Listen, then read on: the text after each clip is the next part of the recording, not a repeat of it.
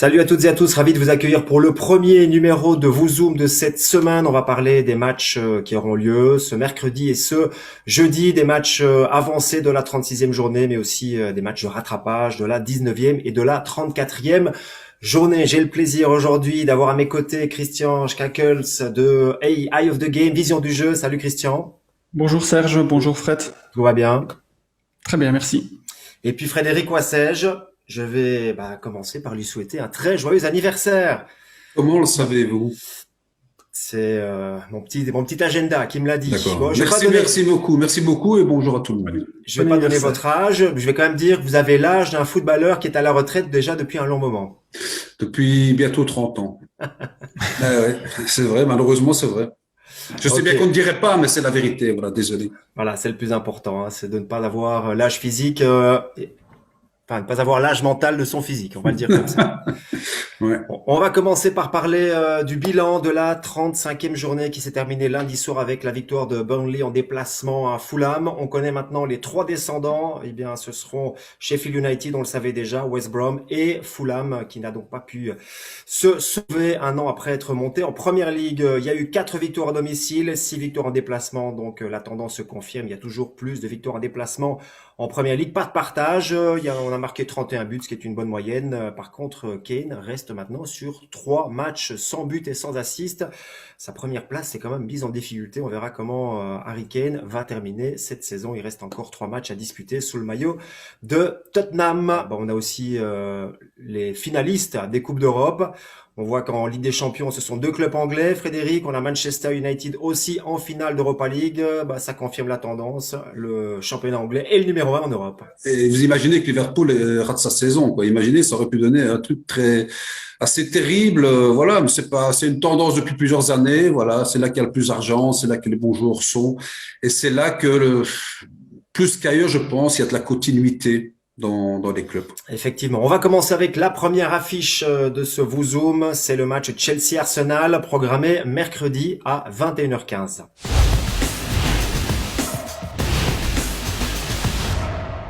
On rappelle les classements. Chelsea est 3e avec 64 points. Arsenal est 9e avec 52 points. Chelsea, eh bien, qui pourra se qualifier pour la prochaine Ligue des Champions en gagnant 2 des 3 derniers matchs. Chelsea, peut-on dire que c'est la meilleure équipe actuellement? Ils viennent de battre Manchester City à l'Etihad Stadium il y a quelques jours. Ils se sont qualifiés pour la finale de la Cup et pour la finale de la Ligue des Champions. Difficile de faire mieux, Frédéric. Bah oui, c'est impressionnant, c'est étourdissant, c'est surprenant, c'est incroyable quoi, ce qui arrive. Ce que ce mec Tuchel a fait en 3 mois, c'est une équipe qui a l'air de jouer depuis 10 ans ensemble. Il y a de tout. Moi, j'essaie de chercher tactiquement, il y a rien de spécial. C'est tellement. Enfin, je sais pas comment il a réussi à trouver le liant qui fait que ces joueurs, on a l'impression qu'il y a des élastiques entre eux, que c'est impossible de passer quand ils n'ont pas le ballon et qu'ils passent partout quand ils l'ont. Voilà, il y a un collectif et surtout il y a un réalisme et j'ai envie de dire c'est même pas voulu quoi. C'est pas une équipe qui veut défendre, qui veut d'abord ne pas encaisser. Non, c'est une équipe joueuse et c'est une équipe qui est très efficace. Elle marque très peu, mais comme elle n'encaisse pas, eh ben, elle gagne des matchs. Et moi, franchement, ça m'impressionne. J'ai rarement vu de toute ma vie un entraîneur qui en si peu de temps dans un nouveau club, dans un autre pays, dans un nouveau pays qu'il découvre, aussi vite on voit ce qu'il veut faire et ça marche tout de suite. Et je dirais qu'il y a quand même une clé qui l'avantage lui, c'est que c'est la jeunesse de cette équipe. Ils ont fait des transferts. Imaginez, certains disent que Timo Werner a raté sa saison. Quoi. Mais est-ce que vous vous rendez compte? Ce mec fait un double-double. Hein. Vous savez Ouais. que le dernier qui a réussi ça sous le Chelsea, vous devinez qui c'est? Non? Ouais, je Même dirais pas. Didier Drogba, mais Un ancien joueur, là, Eden Hazard, vous vous rappelez Non, je rigole bien sûr. Ben, c'est Eden Hazard. Et alors, là, tout le monde dit qu'il rate sa saison, mais un double-double pour un mec qui arrive en première ligue, c'est quand même un niveau supérieur. Donc voilà. Et puis, je pense aussi que l'intelligence de Tuchel, c'est d'avoir remis les joueurs à leur place, d'avoir remis Aspilicueta capitaine, de dire c'est des tauliers qui connaissent comment ça marche. Donc voilà, cette équipe pour l'instant, elle est très très forte. Alors Christian, si on reprend le fil de ces 3 mois passés maintenant à la tête de Chelsea, on a beaucoup parlé de la solidité défensive. C'était le premier chantier. On rappelle, hein, c'est 16 matchs de Première Ligue, 11 clean sheets, seulement 9 buts encaissés. Et si on prend les matchs à domicile à Stamford Bridge, il y a 7 clean sheets en 8 matchs. La seule équipe à avoir marqué au Bridge en championnat, c'est West Brom. C'est assez incroyable. Alors il y a la solidité défensive d'abord, mais on voit qu'au fil des semaines, cette équipe évolue, Christian. On a assez évoqué cette solidité défensive avec des performances incroyables, et quand on s'imagine qu'ils en ont pris 5 contre West Bromwich Albion, on se rend compte finalement que c'est encore plus incroyable ce qu'ils ont fait dans le reste. Par contre, dans l'évolution du football offensif, enfin de son modèle, on a montré Tuchel après 13 matchs et on avait vu que ça passait essentiellement par le flanc gauche, notamment avec 5 centres qui venaient de cette zone de la gauche. Depuis lors, il y a eu le match contre Leicester où on a ajouté encore un centre de Chilwell par la gauche, et puis après ça a évolué. Il a replacé Kai Havertz qui est rentré dans ce classement des buteurs de plein jeu, et il y a eu 2 passages par l'axe, notamment un qui venait de très loin. Et puis la semaine passée, les 2 buts contre Manchester City, c'est venu par le flanc droit. Donc ça veut dire à un certain moment que voilà, on peut observer qu'il y a une évolution, et qu'au début il y avait cette mise en place défensive, puis après il y avait ce modèle qui était un peu je veux dire uniquement par le flanc gauche, mais après ça commence à se rééquilibrer. On voit que le danger offensif vient de partout, et ça c'est de bon augure pour la suite. Le danger vient de partout, mais il y a toujours pas de buteur qui sort du lot. Les buts sont partagés, et toujours pas de Tammy Abraham, qui revient de blessure, et pas d'Olivier Giroud non plus. Et pourtant, l'équipe carbure vraiment à fond. Il joue sur la complémentarité de Havertz et de Werner. Il faut savoir aussi qu'il a remis Havertz en faux neuf. Havertz, c'est un joueur qui a besoin de se promener où il veut. Il est tellement imprévisible, il a un tel coffre. Depuis qu'il a repositionné là, voilà, il n'a pas beaucoup plus marqué, mais il a eu un plus gros impact sur le jeu. Et là, ces dernières semaines, il remarque parce que ces deux-là, ça va très vite. Je vous parlais de jeunesse, ils sont frais du début à la fin du match, et ça va très vite en conversion. Et qu'est-ce que ça joue juste? C'est impressionnant. Donc voilà, je vous parlais de l'intelligence de Tuchel. Bon, il le connaît, ils sont allemands tous les deux, mais repositionner Havertz là-bas, c'est-à-dire un peu de la liberté en faux neuf. C'est aussi pour ça que cette fin de saison s'annonce très très bien pour eux, parce que ce garçon est complètement transformé par rapport à ses débuts, ce qui est normal. Lui aussi est très jeune, il arrive en première ligue, c'était pas évident. Faut pas juger un joueur qui arrive sur sa première année, en tout cas c'est mon avis. Donc voilà, ils sont tous en forme encore maintenant, alors que la plupart des équipes sont plus ou moins carbonisées. Est-ce que cette montée en puissance, Christian, n'est pas symbolisée notamment par N'Golo Kanté, qui sortait d'une saison compliquée, qui a eu une première moitié de saison, on va dire, en dents de scie, et puis qui là est en train de tirer cette équipe encore plus vers le haut? Oui, lui, il est un symbole individuel de ce qui se passe bien, mais je pense qu'on pourrait le dire de 6 ou 7 joueurs, parce qu'en fait, il a remis Rudiger dans une dynamique tout à fait différente. Ils ont tenu les zéros, donc Mendy peut aussi s'exprimer. Il y a Mason Mount qui carbure. Il y a Werner qui, comme disait Fred, est le meilleur passeur et le meilleur buteur, même si avec 6 buts, c'est pas 6 ou 7 buts, c'est pas énorme. Ils sont à 4, je crois, donc ils se partagent cet aspect offensif. Mais voilà, et aussi Kai Havertz, on avait vu en début de saison, on s'était posé la question pour voir quel était son modèle. On avait vu que c'était quelqu'un qui devait être performant par l'axe. Il était comme ça à Leverkusen.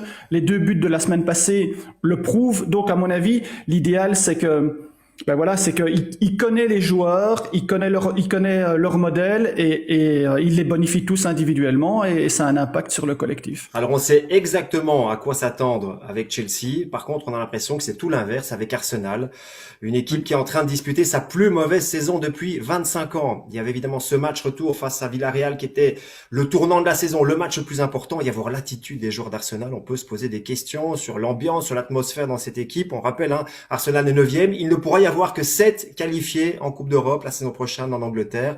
Donc Arsenal devra se terminer 7e. Ils sont pour le moment à 4 points de Tottenham. Franchement, je sais pas qui y croit encore, Frédéric. On peut y croire, parce que moi je les ai fait le dernier match contre WBA il y a 2 jours. C'était poussif à mort. Ça manque de personnalité, ça manque d'impact collectif, ça manque de percussion, mais qu'est-ce qu'il y a? Il y a le talent individuel. Il y a Saka d'un côté, il y a Pepe qui vous sur une action individuelle, et ça change le match jusqu'à ce qu'ils ouvrent le score. C'était triste à mourir, quoi. Je trouve que moi le mot c'est personnalité. Ça manque de personnalité individuelle et collective. Mais vous avez Saka, c'est souvent comme ça que ça va. C'est lui le détonateur de tout, de beaucoup de choses. Et Les 3 buts, vous les avez sûrement vus. Une action formidable collective, le talent. Pépé tout seul, lucarne, le talent, et William phase arrêtée à la fin du match, lucarne. Voilà. Mais au niveau collectif, je veux pas être méchant parce que c'est trop facile, mais cette équipe ressemble trop à l'attitude de son entraîneur au bord du terrain. Voilà, c'est propre, c'est bien coiffé. Voilà, ça manque de folie et ça manque. Voilà, comme vous le disiez, l'attitude. C'est très bizarre. Pourtant, quand moi je regardais ça, quand ils marquent, on voit qu'ils sont heureux, qu'ils sont libérés, qu'ils sont heureux de jouer ensemble. Mais sur la longueur d'un match, c'est quand même trop souvent, beaucoup trop souvent pour une équipe comme Arsenal, c'est trop poussif. Quand on voit le crédit accordé à Mikel Arteta et quand on voit que Lampard s'est fait quand même virer pour des résultats qui étaient quand même nettement meilleurs, on peut se poser des questions. Bon, ça manque de personnalité, Christian, mais ça manque de résultats aussi, tout simplement. Sur cette infographie, j'ai essayé de montrer en fait cet aspect très très schizophrénique. En fait, on voit sur le côté gauche, quand on observe en fait les résultats contre le top 6 cette saison, ils ont pris 18 points sur 36 possibles, donc c'est 50%. Il faut savoir que 50%, c'est plus que Manchester City en termes de points pris contre le top 6. Il faut quand même ajouter une petite nuance, c'est qu'en fait, ils ont joué 2 matchs, enfin, il y a 2 matchs de plus pour Arsenal puisqu'ils sont hors du top 6.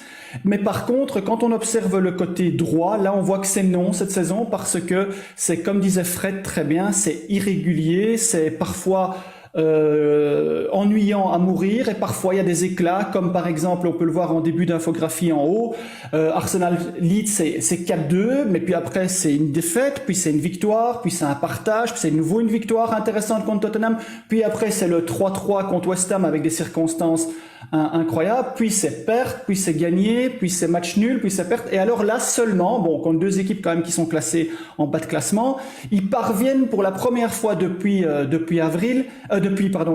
mi-février à enchaîner 2 victoires consécutives. Alors c'est un statut, c'est pas digne d'un statut d'une équipe d'Arsenal et on comprend pourquoi parfois c'est vraiment très compliqué. Il n'y a pas de personnalité, mais je dirais aussi que c'est même brouillon. Quelle est l'identité de jeu de cette équipe d'Arsenal? Franchement, je peux toujours pas vous répondre maintenant après plus d'1 an sous Arteta. Et puis, il y a jamais le même 11 de base. Il fait tout le temps tourner. On sait jamais quelle est la colonne vertébrale de cette équipe, Frédéric. Ben, l'identité, en fait, je pense qu'il veut faire du Guardiola, c'est-à-dire repartir de l'arrière, faire plein de passes. Mais bon, il y a tellement moins de talent, il y a tellement moins d'automatisme. Et comme vous le disiez, justement, ça change tout le temps. Ça change très souvent. Donc, comment trouver, en plus, quand ça gagne, on peut changer, ok, on trouve un collectif, mais quand ça gagne, ça perd, ça partage, c'est très difficile. Voilà, c'est le choix de l'entraîneur, il faut le respecter, mais une chose est sûre, c'est que c'est pas excitant, quoi. Mais moi, je dirais que plutôt qu'Arsenal, on vient de le voir dans l'infographie, c'est pas mal 50% contre le top 6, mais cette équipe est une équipe de coups, une équipe de coups. Vous savez que son pourcentage de victoire en coupe, c'est 65%. En championnat, c'est 41%. Donc, cette équipe n'est pas faite pour durer, elle est faite pour un match. Voilà. Et c'est ça qui est surprenant et qui est inquiétant, c'est que contre la Villarreal, ils devaient marquer un petit but, ils ne sont même pas parvenus. Et ça, c'est vraiment très triste. En tout cas, Arsenal est un moment charnière de son histoire avec un propriétaire évidemment conspué. Une vente ou pas, pour le moment, je pense que le propriétaire américain va vouloir garder le club. Un Arteta quand même aussi très critiqué. Et puis, les supporters se plaignaient de la non-participation à la Ligue des Champions depuis 4 ans. Il y aura normalement, sauf miracle, sauf victoire dans les derniers matchs, il y aura sans doute pas de Coupe d'Europe. Tout court pour Arsenal la saison prochaine. Ils ont gagné le match aller 3-1 à l'Emirates. Ça risque d'être quand même beaucoup plus compliqué. Mercredi soir à 21h15, donc du côté du Bridge.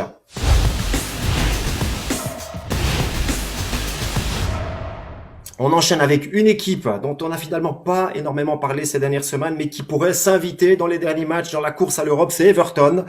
Everton qui a remporté un match important au West Ham le week-end dernier, qui a un match de rattrapage. Ce sera jeudi à 19h, ce match qu'on attend déjà depuis le mois de janvier, du côté d'Aston Villa. Et là justement, Christian, Everton, c'est vraiment l'équipe schizophrénique, on en a déjà parlé un petit peu, entre les matchs à domicile et les matchs en déplacement.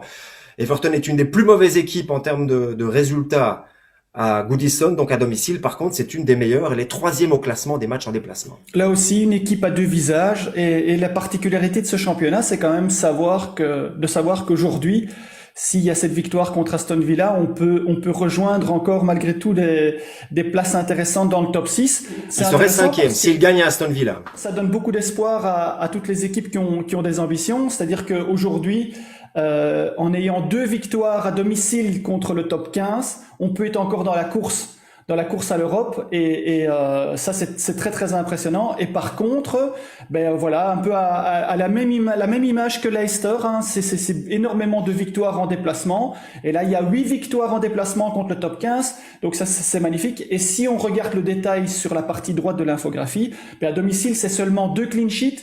C'est 18 buts encaissés sur jeu dominant placé, c'est 11 buts encaissés suite à un centre et c'est 9 buts encaissés sur tir hors rectangle. Qu'est-ce que ça veut dire? Ça veut dire qu'à domicile, en fait, c'est pas eux qui vont jouer dans le camp d'adversaire, c'est eux qui jouent dans leur camp très bas et ils subissent en fait les attaques du jeu dominant placé de l'adversaire, ce qui est vraiment très intéressant à observer. Et aussi on peut se poser beaucoup de questions par rapport au système de jeu. Par contre, en déplacement, c'est 8 clean sheets. Et il n'y a pas une catégorie, quand j'ai regardé dans tous les tableaux, il n'y a pas une catégorie défensive, enfin, dans le modèle, qui est faible. Donc, il y a quelques moyennes, mais il y a vraiment des excellentes. Et là, voilà. Donc, 2 visages. Je ne sais pas quelle est la raison de ça. Est-ce que c'est ce Covid? Est-ce que c'est ce manque de supporters qui encourage à domicile? Est-ce qu'il y a quelque chose de spécial? Mais c'est très très intéressant à observer. Frédéric Everton en déplacement 2021, c'est une seule défaite à Chelsea et c'est 5 clean sheets, donc 5 matchs sans encaisser sur les 6 derniers déplacements. Everton voudrait jouer tous ces matchs en déplacement. Effectivement, c'est assez bizarre parce que Ancelotti, c'est pas le genre de mec à choisir ses matchs, c'est plutôt de la régularité, de l'organisation. Je crois qu'ils ont encaissé 15 buts en déplacement et 46 en tout, je crois. Vous imaginez, ils encaissent 2 tiers de leur but à domicile. C'est peut-être dû aussi à leur jeu. C'est dû aussi au fait que le dépositaire du jeu, c'est James Rodriguez. Et on sait que c'est pas le joueur qui tient toute une saison à être au niveau, quoi. Il y a eu beaucoup de blessés aussi, avec Alan qui était blessé. Il y a eu beaucoup de blessés. Calvert-Lewin pendant plusieurs semaines. Il y a Richarlison qui est un formidable joueur, mais qui est complètement instable, qui est parfois suspendu. Donc, voilà. Moi, je m'attendais franchement à beaucoup plus parce que, justement, je vous le disais, Ancelotti, il sait de quoi il parle, hein, au niveau football. Mais voilà, ils vont peut-être y parvenir parce qu'en fait, en plus, Calvert-Lewin remarque, je crois qu'il est resté presque 2 mois sans marquer. Là, il vient de marquer 2 matchs de suite. Donc, quand vous avez votre meilleur buteur qui vient épauler Richarlison pour alimenter le marquoir, pour un sprint final comme ça peut le faire. Voilà, je pense qu'ils peuvent y arriver. Peuvent y arriver. Et une qualification européenne serait évidemment un très très bon résultat pour Ancelotti et pour Everton en déplacement. Donc, jeudi à 19h, il reste le gros match. Programmé jeudi à 21h15, un match de la 34e journée, on en avait déjà parlé, on l'avait présenté, et puis il y avait eu ces incidents devant Old Trafford qui avaient obligé la Premier League à le reporter. Ce sera donc jeudi soir à 21h15, Manchester United reçoit Liverpool.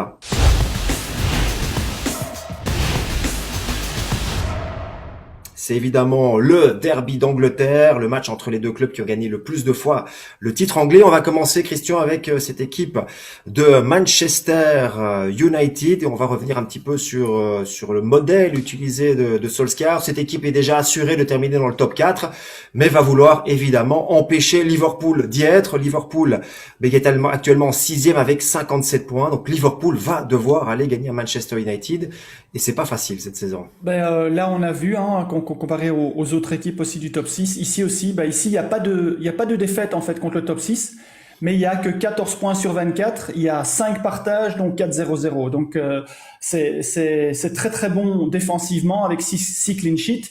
Par contre, en termes de buts marqués, c'est 8 buts sur 8 matchs. C'est vrai, ça me paraît quand même un peu. C'est 3 buts encaissés, ça c'est parfait. Et voilà, il reste maintenant 2 matchs contre le top 6. Mais voilà, c'est mitigé. C'est à la fois on perd pas, mais on gagne pas beaucoup non plus. Donc voilà. Et par rapport au modèle, voilà, c'est seulement 8 buts marqués, dont 1 à domicile contre le top 6, c'est vraiment très peu.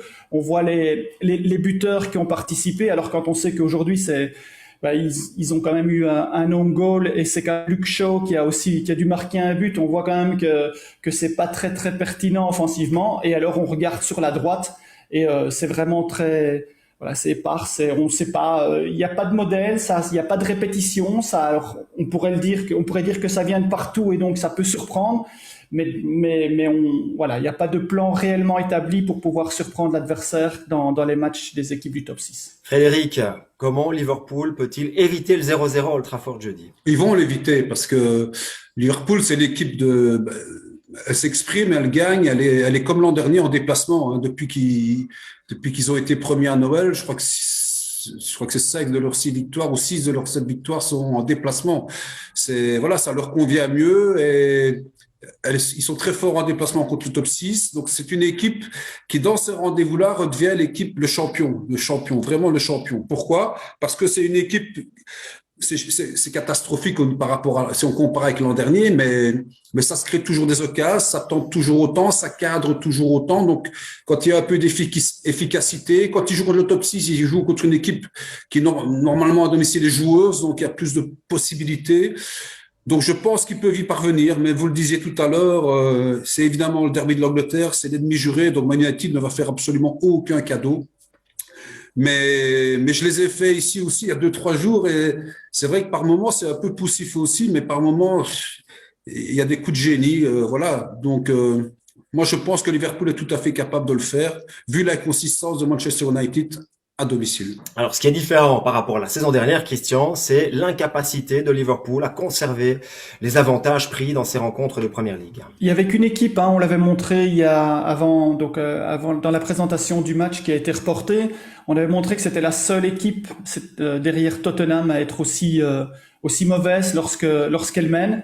Et donc dans l'infographie, on avait expliqué, on la ressort maintenant que lorsque l'équipe mène au score, elle a encaissé 14 buts. Elle a encaissé 7 de ses 14 buts dans le dernier quart d'heure. Ça ressemble très fort à Tottenham. Et alors, si on observe, ça représente quand même 12 points perdus. C'est 6 buts au-delà de la 80e. C'est 5 buts 5 buts encaissés sur phase arrêtée dans ces derniers 10 minutes, dont 3 buts de la tête. Donc, il y a quelque chose qui cette saison, ne fonctionne pas de ce côté-là. Et on sait à quel point c'est important et difficile pour eux cette saison de prendre l'avance. Et si quand ils l'ont, ils ne parviennent pas à la garder, alors on arrive à une saison un peu en demi-teinte. Alors justement, Frédéric, on voit que Liverpool a du mal à conserver un avantage. Par contre, Manchester, c'est le spécialiste des retournements de situation. 10 fois cette saison, ils ont été menés, ils ont encaissé le premier but, encore le week-end dernier face à Aston Villa, et ils parviennent finalement à l'emporter. Ouais, pour revenir à Liverpool, un petit mot. Avant, quand ils menaient au score, c'était de 2 ou 3 buts. Cette année, il n'arrive plus. Ça s'enfilait tout de suite. Voilà. Hein. Cette année, il marquait le deuxième tout de suite derrière. Il n'arrive pas à faire le break, donc c'est toujours un petit but, de temps en temps 2 quand tout va bien, mais il n'arrive pas à le garder. Voilà. Parenthèse fermée. Mais pour Man United, ouais. Et là, c'est justement par rapport à ce qu'on a vu tout à l'heure, c'est que ça vient de partout. Et il y a du talent partout à Man United. Donc, il ne s'exprime pas tout le temps, mais il peut s'exprimer à chaque moment. Et moi, je pense que c'est l'explication, c'est que cette équipe, elle n'abandonne jamais. Elle a un vrai régulateur de jeu qui est moins dans les stats ces dernières semaines, c'est Fernandez, évidemment, mais voilà. Il marque encore les pénaltys, hein. Il marque encore les pénaux. Ouais, heureusement. Non, mais c'est vrai, au niveau des chiffres, sa baisse de régime est incroyable, mais ils sont toujours là. Et voilà, mais c'est une équipe bizarre, mais en fait, avant, ça craquait de partout, et maintenant, ça fait craquer de partout. La grosse nuance avec la saison dernière, même l'année avant, même l'avant Solskjaer, c'était ça là. Là, voilà, c'est aussi de la jeunesse. Et je pense que Solskjaer a formé un groupe qui est complètement en osmose avec lui et avec le football demandé. Et donc, ça peut marcher à tout moment. Voilà, cette équipe est incroyable dans ce sens-là, c'est peut-être une tendance de cette saison-ci en Angleterre et partout, c'est que tout est possible. Et évidemment que c'est une saison pas comme les autres, c'est une saison Covid. Vous parliez des chiffres d'Everton tout à l'heure, évidemment que c'est pas la même chose s'il y a du public dans le stade. Les chiffres d'Arsenal, évidemment que c'est pas la même chose s'il y a des gens dans le stade. Mais bon, tout le monde est à la même enseigne. Mais pour revenir à Manchester, moi je trouve qu'il y a du talent partout, qui ne s'exprime pas tout le temps en même temps, mais quand il s'exprime, ça peut faire exploser n'importe quelle défense. En tout cas, c'est une équipe difficile à battre. 4 défaites seulement pour United, 5 pour City, donc c'est l'équipe qui a le moins perdu cette saison. Un petit mot quand même, une bonne nouvelle pour les supporters, à mon avis, de Manchester United, c'est Cavani qui a prolongé d'1 an. Cavani, le super sub, il a marqué 5 buts en venant du banc et il a égalisé un record qui appartenait à qui, Frédéric? En venant du banc à Manchester United? Un super sub qui est rentré dans la légende. Évidemment. Solskjaer et Chicharito. Ils étaient deux à avoir 5 buts en montant pendant un match, en venant du banc. Cavani a égalisé ce record et on terminera en disant que Jürgen Klopp n'a jamais gagné à Old Trafford. J'ai plus le nombre de matchs en tête, mais il a jamais gagné là-bas. Donc, j'ai quand même l'impression que si Liverpool veut terminer dans le top 4, ils doivent absolument gagner leurs 4 derniers matchs. Sûr. Vous êtes d'accord? Sûr et certain. Ben voilà, je pense qu'on a fait le tour de la situation. On rappelle donc les matchs. Cette émission est enregistrée après le Manchester United-Leicester de mardi. Donc il y a les matchs de mercredi, Chelsea-Arsenal, et puis les deux matchs de jeudi. On se retrouvera fin de semaine pour un nouveau numéro de VooZoom pour présenter la 36e journée. En tout cas, les matchs du week-end. Il y aura aussi la finale de Cup et on se retrouvera encore 2 fois la semaine prochaine. C'est la dernière ligne droite. Il nous reste une bonne dizaine de jours pour terminer en beauté cette première ligue. Merci Christian, merci Frédéric. On vous souhaite une bonne semaine et à très bientôt. Bye bye.